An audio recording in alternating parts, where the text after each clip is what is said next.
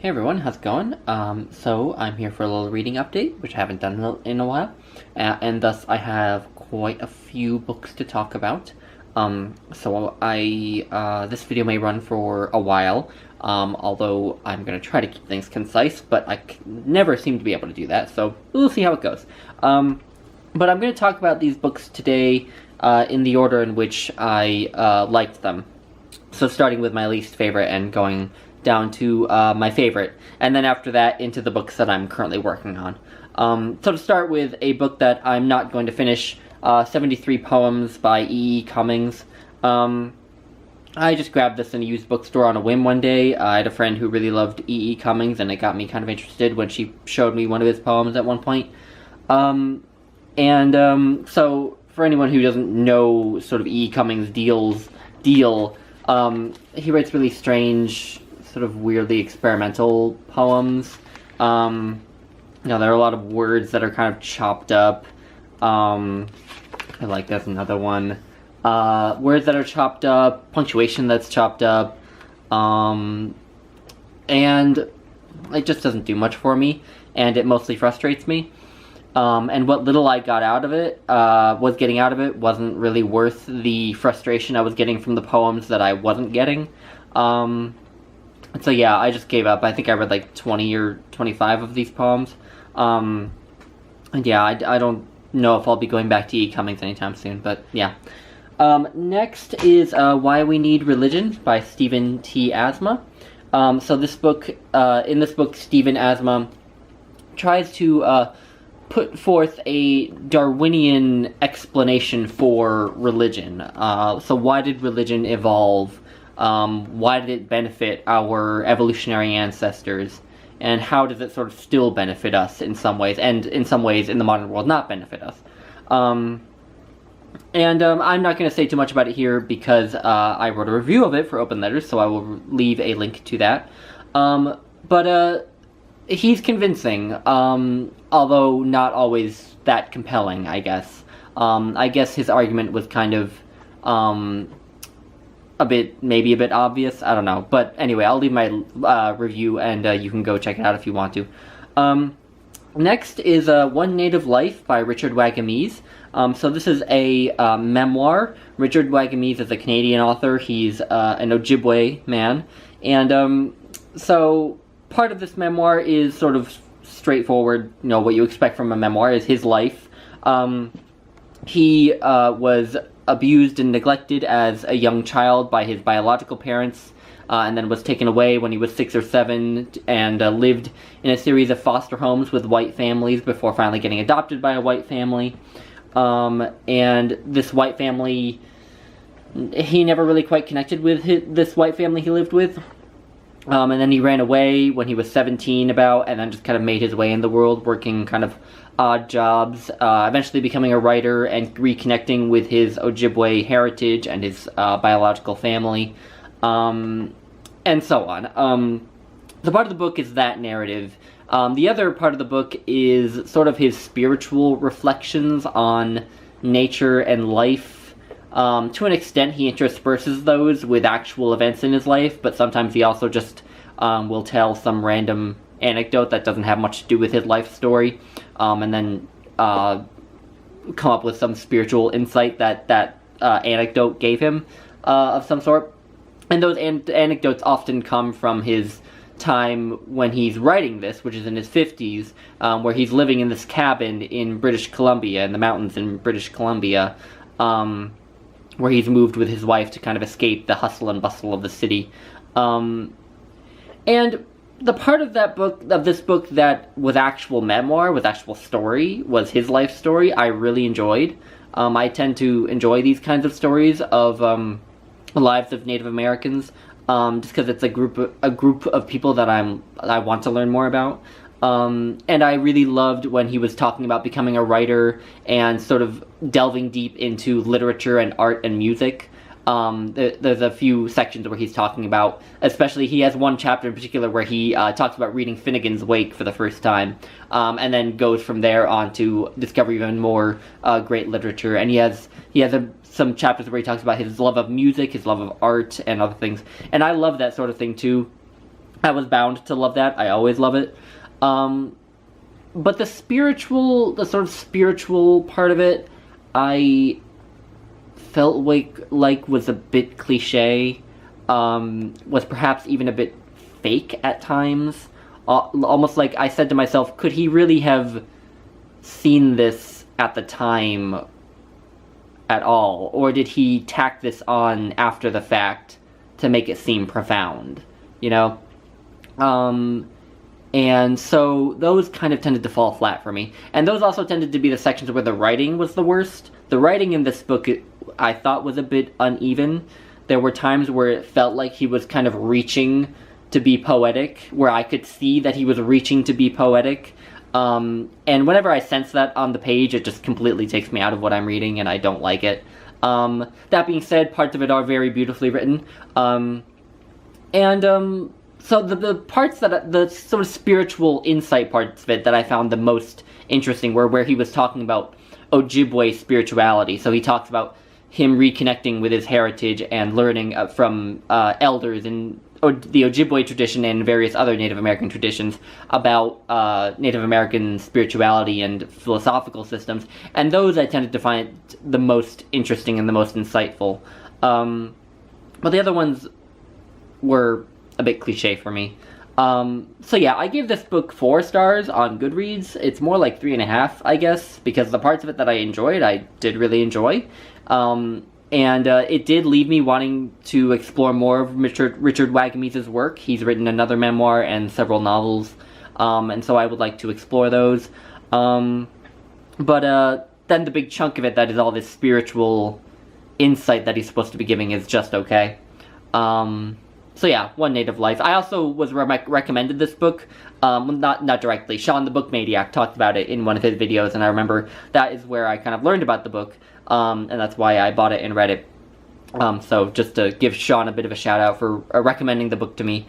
Even though I didn't end up loving the book unambiguously, I do want to explore the author more, so I'm grateful for that. Anyway, moving on. Next, I've been reading some Walt Whitman. This is my gigantic edition of Leaves of Grass, the first and deathbed editions. So the very first edition he wrote, and then the version that he left when he died. And basically, what I wanted to read was the first edition of Song of Myself, because I had read the deathbed edition of Song of Myself and really loved it. But wanted to read the other one just to see if there were any differences, if I liked it anymore. And I would say I liked it just as much. I could definitely see some differences. I could definitely see some areas where he expanded a certain idea a little bit, or a certain image. But in any case, I love Walt Whitman. I love the chanting quality to his poetry. I would say that his poetry is best read like in front of a crowd, yelling it out, you know, and I kind of love poetry like that.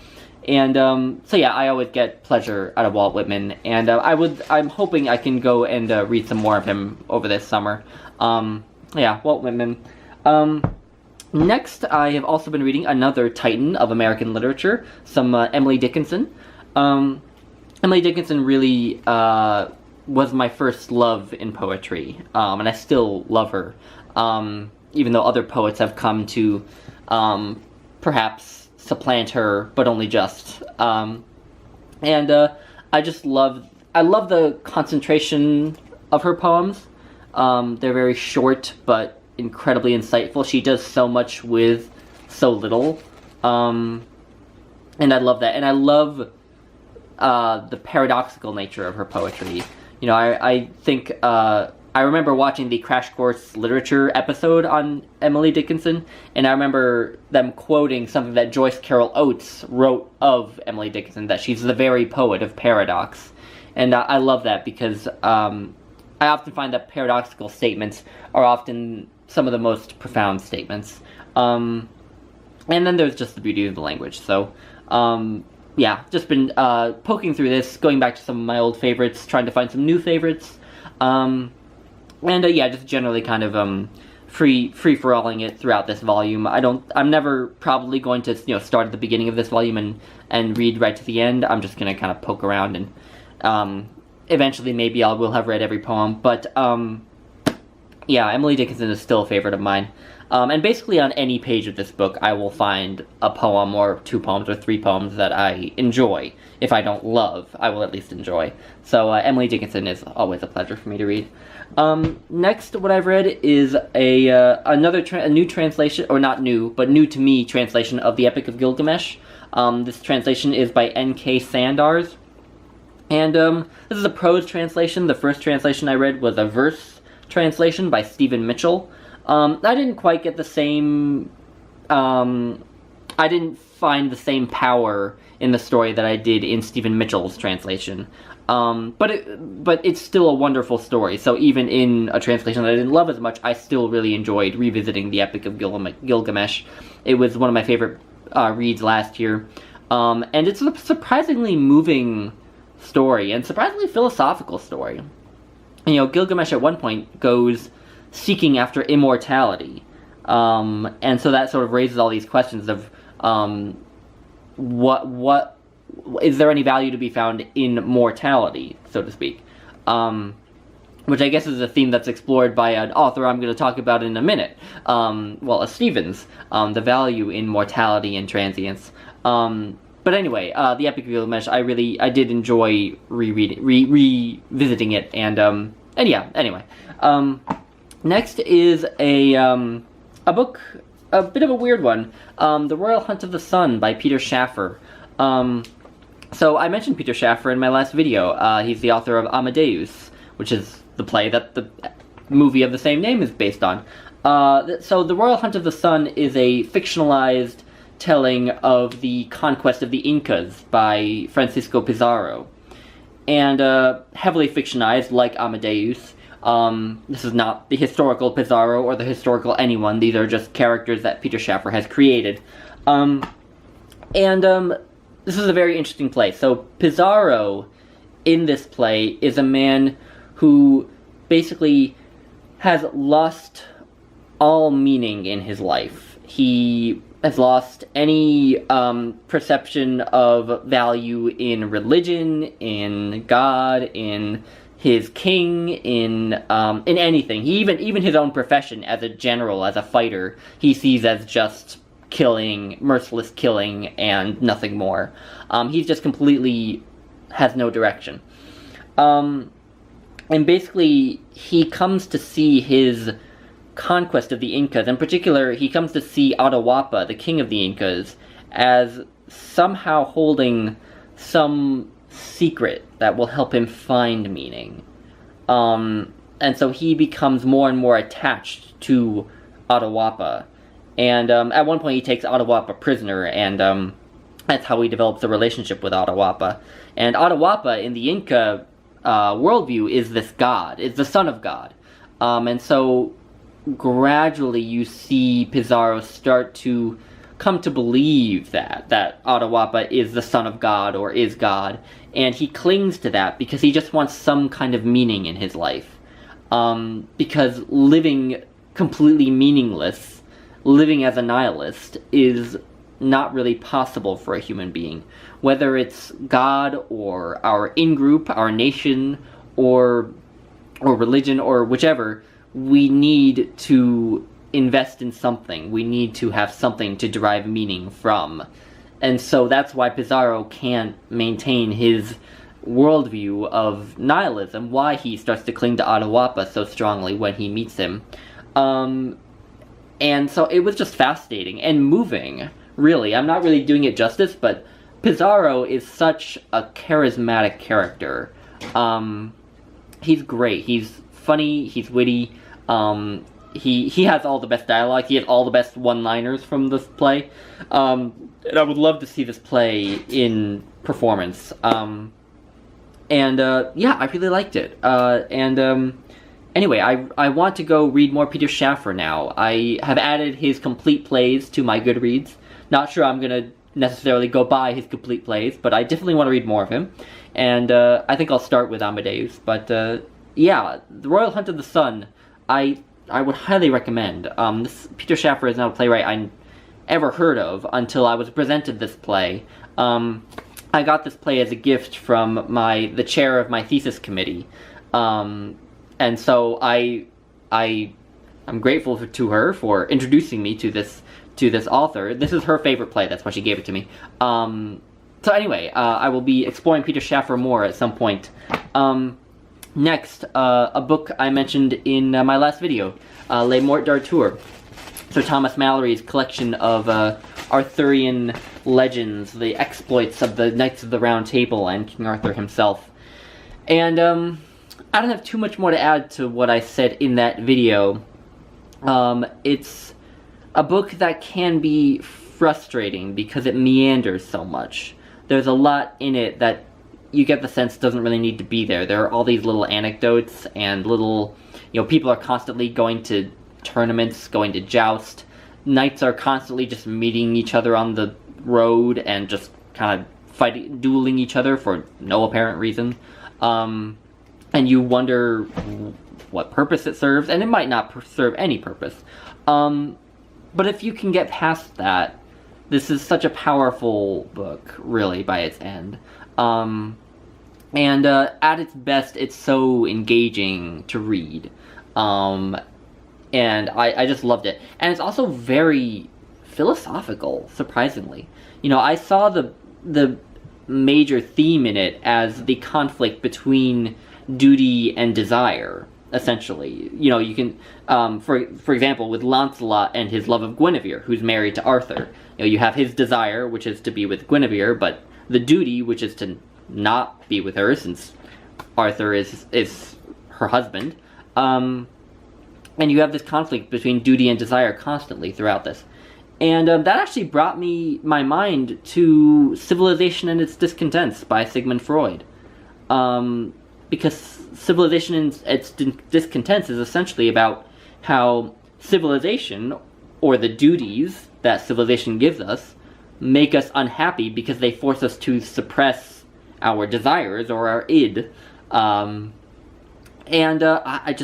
thought it was great. And also the quest for the Holy Grail that's in here is an inherently philosophical section of this book, because Galahad, who is the illegitimate son of Lancelot, is the only one who can achieve the quest for the Holy Grail, because he is the perfect knight. He's chaste, he's a virgin, he has never done anything wrong, and so that's why he succeeds at this spiritual quest. This quest for the Holy Grail is essentially allegorical, or at least I saw it as essentially allegorical, that this is a spiritual quest, whereas what humans are used to in their everyday life is a worldly quest. And so people like Lancelot are very successful in their worldly quests, because Lancelot is a great knight. He can basically beat anyone. But he can't achieve this spiritual quest because he has sinned, essentially, with Guinevere. And so there's something very philosophical, I think, about that this idea that you can be successful in the world, but not in the spiritual realm. And so that is why this perfect knight, Galahad, is the only one who can achieve it. And now, I think perhaps Mallory didn't want to put forth this idea, but I think you could also see that spiritual perfection in Galahad as kind of empty.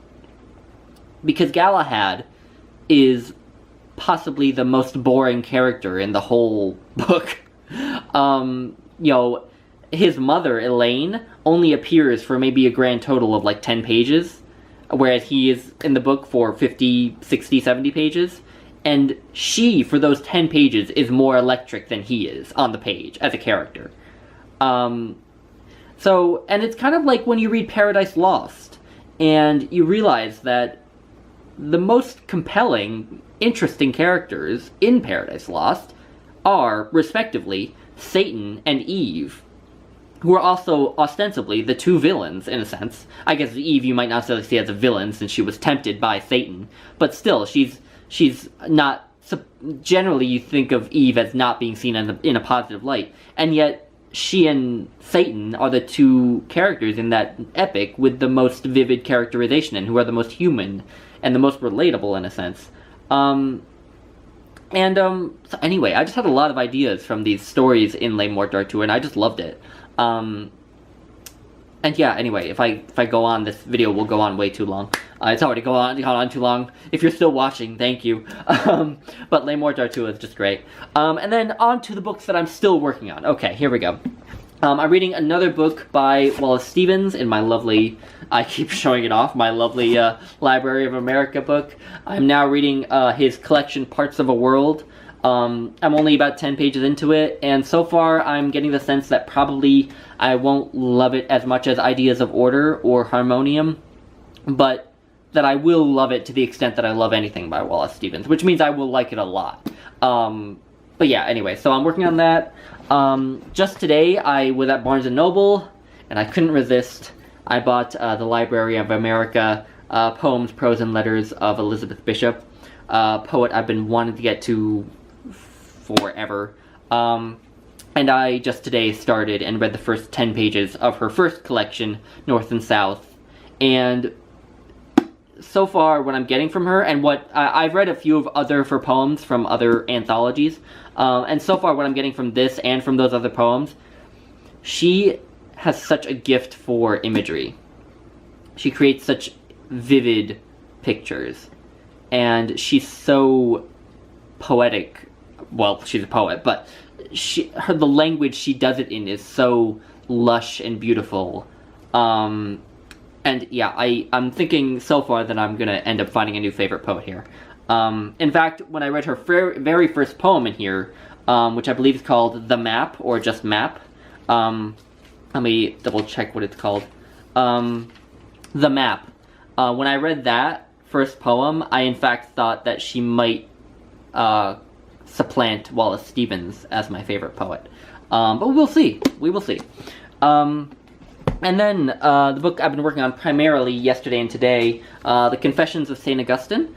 This is a new translation by Peter Constantine. And yeah, I've been meaning to get this book forever. Ever since I first learned about it. Yeah, I'm liking it. The translation is written in very simple, plain English, but also very poetic, still, I think.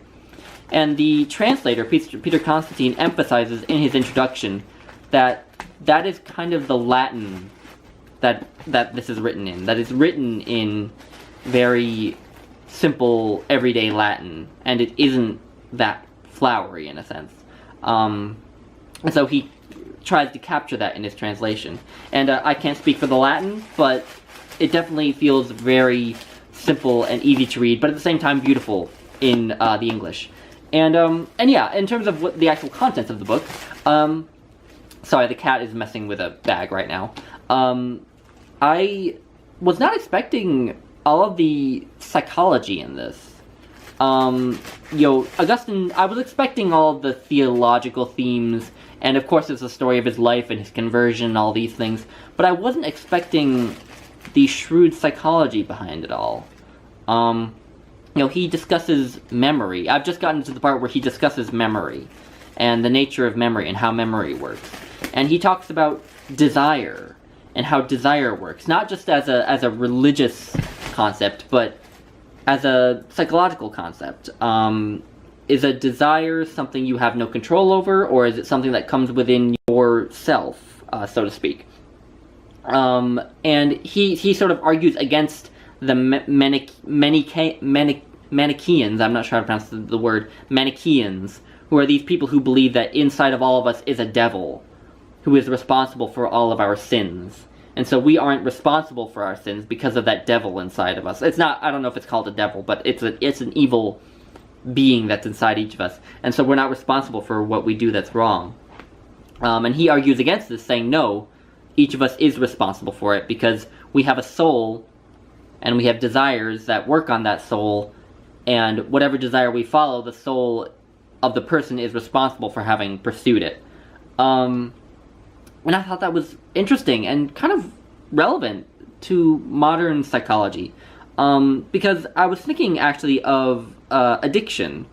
And how in modern contemporary discourse on addiction, we can sometimes, I think, discount the aspect of personal responsibility in addiction, because whatever happens after addiction occurs, whether it's heroin or alcohol, whatever happens after the addiction happens, or before, the person, him or herself, is ultimately responsible for having shot up heroin for the first time, or whichever addiction we're talking about. I think that they are ultimately responsible for beginning it, no matter what happened after it.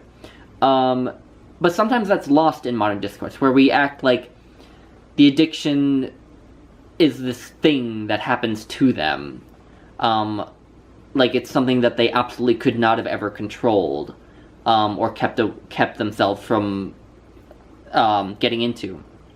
And so that theme of how the personal responsibility for our own what we do with our lives seemed very relevant to me. So I wasn't expecting that sort of psychological aspect to the Confessions. And yeah, so I'm enjoying it. I'm getting more into the theological part of the book now. I'm more than halfway through it. I'm actually about 2/3 of the way through it. And for the last third, he does a big biblical exegesis on the book of Genesis, and from what I understand of it, he goes through his theory of original sin and things like that. Because that won't be as engaging, because it won't have a narrative to it, because the first part of the book was an actual sort of memoir of his life, whereas the second part is mostly just his discussion of the Bible. I may take that part more slowly. Read only a little bit every day, whereas the other part I kind of flew through. I read most of this yesterday and today, but the rest of it I'll try to take slowly.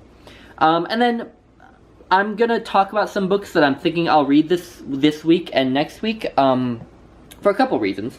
I'm not sure I'm gonna get to another reading update at the end of this week. I will try to, but I can't guarantee it. And the big reason for that is that on July 3rd, my mom and I are flying out to Wyoming because we're going on a 10-day trip to Grand Teton National Park. Or not 10 days, 8-day trip to Grand Teton National Park. And I won't really have time to film. I'm hoping to do a little bit of a video from Grand Teton National Park, but it won't be like book related. It'll just be kind of a montage of my experiences in the park.